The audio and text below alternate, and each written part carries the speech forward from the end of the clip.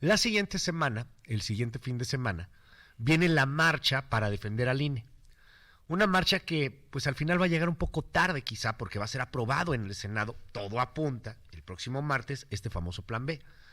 Y bueno, no sabemos qué tanta convocatoria va a tener. ¿Será igual que la marcha rosa que se dio a mediados de noviembre del año pasado? Una marea rosa que inundó Reforma, pero que inundó Morelia, pero que inundó Querétaro, pero que inundó Veracruz, pero que inundó Tijuana. ¿Será igual otra vez los ciudadanos volcados a la calle? ¿O se siente más lo que ya decía Lorenzo Córdoba hace poco, la apatía por el tema? Cuando Lorenzo Córdoba decía, las democracias van muriendo también mucho por las apatías ciudadanas. El plan B. ¿Cómo ves todo este escenario? ¿Cómo ves el panorama? Querido Ezra Shabot, un honor contar contigo. Muy buenos días. Hola, ¿qué tal, Luis? Buen día al auditorio. Pues sí, dice por ahí Washington Post, las democracias mueren en la oscuridad y se trata de eso, de un plan pues para finalmente apagarle la luz al INE.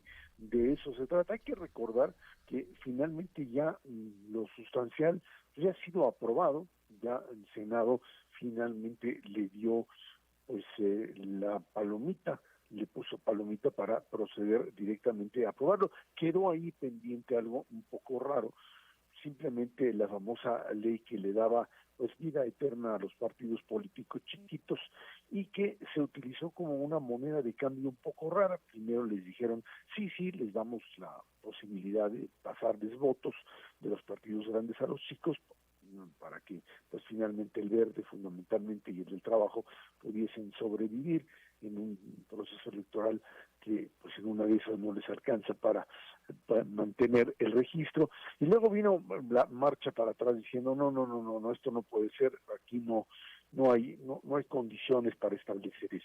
Y quedó ahí en el aire. Al quedar en el aire y no votarse, pues simplemente el resto de la propia reforma quedó volando. O sea, simplemente no se pudo aprobar y con ello seguir el trámite de promulgación. El trámite de promulgación donde el presidente firma y a partir de ello, bueno, pues la posibilidad además de que fuese impugnado en la Suprema Corte. Y ahí viene la jugada política importante que está siendo en este momento pues, analizada por los distintos actores. Por un lado, tratar de darle un jalón, o sea, tratar de pues prolongar el proceso para que al no aprobarse la ley que le daba vida eterna a los partidos chicos, todo el resto de la reforma no se puede aprobar. Al no poderse aprobar, pues simplemente se van acortando los tiempos para que la Suprema Corte de Justicia pueda finalmente determinar si es constitucional o no, y cómo, bueno, pues el periodo de campañas o la declaratoria de año electoral, pues por ahí en agosto estaría echándose a andar, pues no alcanzaría finalmente la Suprema Corte a establecer un dictamen. La ley así lo establece, no se puede simple y sencillamente pues cuestionar una ley una vez que ya está promulgada y que el proceso electoral está en marcha. Esa era un poco la jugada y con eso pues empezaron a moverse en la Cámara. La presidenta de la Comisión de Gobernación del Senado, Mónica Fernández, dijo que estaba mal de la garganta, empezaron a posponerlo y finalmente ya Monreal fue el que tuvo que echar a andar esto para la próxima semana. El próximo lunes aprueban inmediatamente seguramente la cancelación de esta parte de la ley de los partidos políticos chiquitos, la vida eterna para ellos, y con ello viene la segunda parte, cuando firma el presidente de la República. La presión ya no se da contra la Cámara de Senadores, se da básicamente sobre el presidente. Ahí es donde tiene pues la capacidad de mover los tiempos, de ajustarlo y mandarlo en algún momento a la Suprema Corte de Justicia. La Corte, a su vez, va a empezar a sufrir también las presiones para dictaminar qué partes de la propia ley ahora sí ya aprobada y promulgada por el presidente es constitucional o no. Ahí ya vemos pues problemas serios en donde pues se requieren sin duda pues 8 votos para finalmente darle este viso de inconstitucionalidad, y en función de ello la presión sobre los distintos ministros de la Corte estaría dándose de una manera muy clara. Hay que recordar finalmente que la Suprema Corte cambió no solamente la correlación de fuerzas en función de la elección de la nueva presidenta de la Corte, la ministra Piña, sino que la actitud también de los ministros en general dejó de ser o de supeditarse al propio presidente a partir de pues este choque o esta descalificación permanente que el presidente hace de la Corte. Y ahí es donde el asunto empieza a moverse y a temblar. El presidente insiste en que se trata solamente de un recorte económico. Los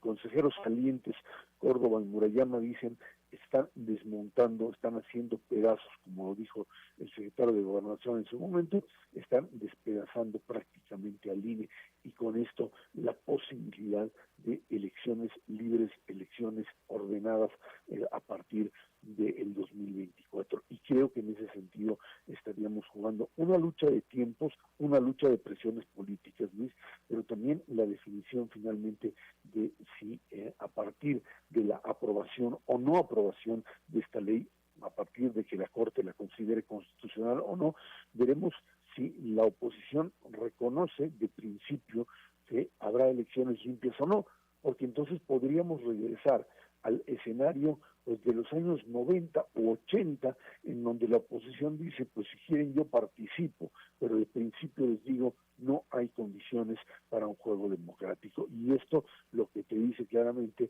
es que en el 2024 habrá conflicto electoral y no habrá reconocimiento del resultado del mismo. Un escenario totalmente pues contrario a las reglas que hasta ahora hemos tenido.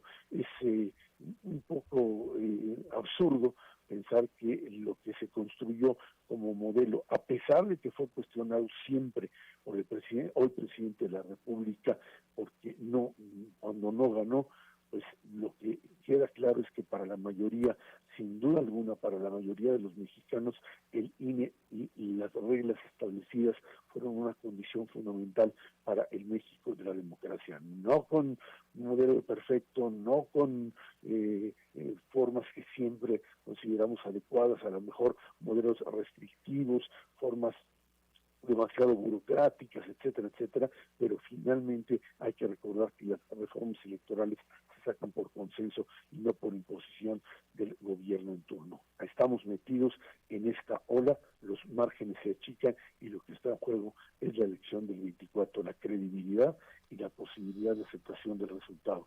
Simple y sencillamente eso, en un país en donde la democracia finalmente ha venido a menos en los últimos años, Luis. Dime, Erra, ¿cómo ves a la sociedad en particular? El siguiente fin de semana, o sea, de este en 8, pues, en unos 10 días más, vendrá la otra marcha, la segunda parte de lo que fue la famosa marea rosa que impactó y que impresionó, que provocó, de hecho, que el presidente hiciera su propia marcha a principios de diciembre también del año pasado. Y ahora no sé si se siente más apatía, no sé si vayan a lograr una convocatoria de ese tamaño. ¿Tú cómo ves el papel de la sociedad en este punto? ¿Interesada, un poco más apática? ¿Qué se siente? Mira, lo que vivimos a fines del año pasado era una convocatoria que tenía, pues creo que el ambiente similar al que se tiene ahora. Estaba en la marcha, estaba planteada, y quien más fuerza le dio, más impulso le generó fue el propio presidente, y la fue descalificando día con día. Creo que en este sentido, pues no la ha mencionado. O sea, el propio presidente de esta ocasión aprendió que si no la mencionaba en las mañaneras y no la descalificaba de entrada, pues le daba menos impulso.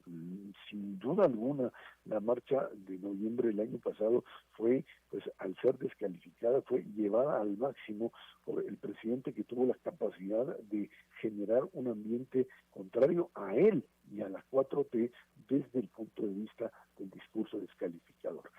Ahora la pelota está del lado de los organizadores, en donde pues tiene que haber de nuevo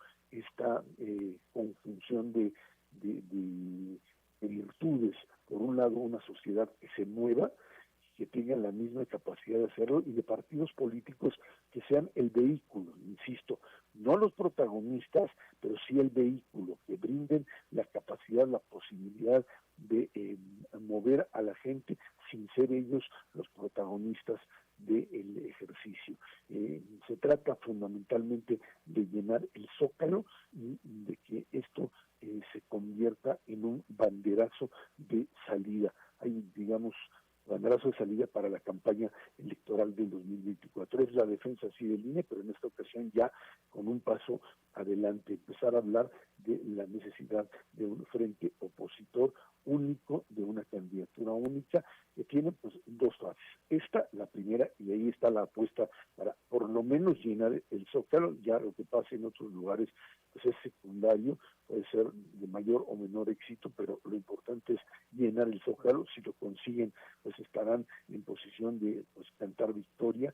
Y la segunda tiene que ver con el mes de junio, que es elecciones, ganar el Estado de México fundamentalmente. Coahuila, pues ahí está, pero el Estado de México le es también fundamental, no que sea definitorio, pero sí me parece que esos son los dos pasos para empezar a construir un elemento desde la propia sociedad civil que pudiese, en la defensa del propio INE, pues establecer claramente también una agenda de la oposición. De lo contrario, la maquinaria de Morena sigue, a pesar de los pleitos internos y los golpeteos, etcétera, caminando, pues mientras no haya una ruptura mayor, irá enfilándose hacia un triunfo del 24, Luis.